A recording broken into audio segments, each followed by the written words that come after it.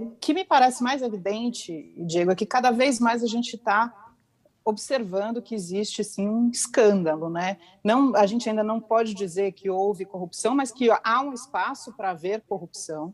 Houve uma negociação muito mais, que deu muito mais atenção para uma aproximação de uma empresa que estava como atravessador da vacina, que não era uma empresa que pudesse se crer, né, que tivesse credibilidade, com uma negociação que parece picareta, enfim, assim, que envolve todo o Ministério da Saúde. A estrutura mais poderosa do Ministério da Saúde está envolvida nisso, né? Então, assim, provavelmente há prevaricação, com certeza houve negligência e há omissão, e isso a CPI da Covid, da pandemia, está mostrando de maneira muito clara. Então, essa é a minha primeira análise. Agora, a postura da Emanuela hoje, ela me parece uma postura bastante arrogante, né, diante do que ela deveria estar um pouco mais tranquila para responder as questões, se ela, de fato, acha que ela não tem nenhuma responsabilidade em relação à precificação, à demora da vacina, à negociação toda.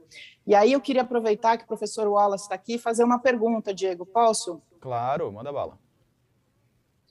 Professor, tem aí um determinado momento em que o advogado dela fala, mas ela não precisa dizer a verdade. Ela não tem que dizer a verdade, ela pode, na condição que ela está hoje, não dizer a verdade?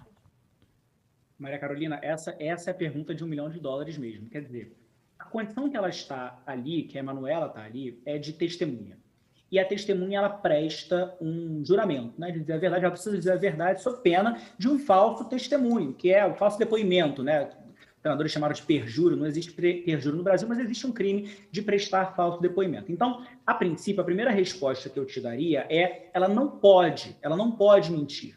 Qual é o problema aqui? O problema aqui é que ela, eventualmente, está, se for o caso, né, ela pode mentir por mentir para proteger outra pessoa, e ela não pode, aí é um crime, ela vai ser responsabilizada penalmente, se for o caso, mas se ela está envolvida de alguma forma com esses atos que eventualmente configurem um crime de corrupção, ela, na verdade, não é uma mera testemunha, ela é ela mesma investigada. E o investigado, ainda que ela formalmente seja testemunha, ela é substancialmente uma investigada. Na verdade, ela está ali como investigada sem ninguém dizer isso. E aí o investigado, ele não tem dever de dizer a verdade, por conta do direito à não autoincriminação.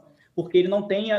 Se você quer incriminar alguém, você não pode contar com que a pessoa confesse. Você precisa ter outros indícios, e já existem vários indícios na CPI de crimes. Mas ela não pode ser obrigada, um indiciado, um investigado não pode ser obrigado a falar a verdade se essa verdade incrimina ele. Então, é uma situação cinzenta em que a condição formal dela proíbe que ela diga a mentira, que ela minta. Mas a situação material dela, substancial dela, como alguém envolvido em atos que potencialmente configuram crimes, permite que ela fique em silêncio, que ela não fale a verdade, que ela não produza provas contra ela mesma. Perfeito. Que no fim das contas, né, você ficar em silêncio é basicamente você assinar um recibo que faz parte daquele processo, né? Mas não esclarecer. Desculpa te interromper, Maria Carolina, mas esse ponto é super importante.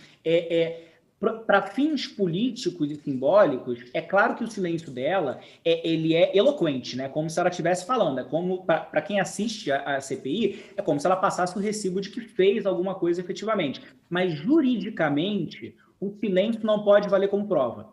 Ou seja, se ela ficar em silêncio e não responder uma pergunta, o senador Renan Calheiros não pode concluir a partir do silêncio dela que ela fez alguma coisa. Ele pode concluir a partir de outros documentos, de outros depoimentos, de outros indícios, mas não do silêncio. Agora, no fim do dia, a gente sabe que na CPI pouco importa menos o aspecto jurídico e muito mais a erosão política que a CPI gera em relação a tanto os envolvidos quanto ao governo. Então, esse silêncio, talvez por isso ela tenha quebrado o silêncio, porque esse silêncio joga contra ela mesma, joga contra a Precisa, joga contra o governo Bolsonaro. Então, acho que é um ótimo ponto de deixar claro para quem nos assiste.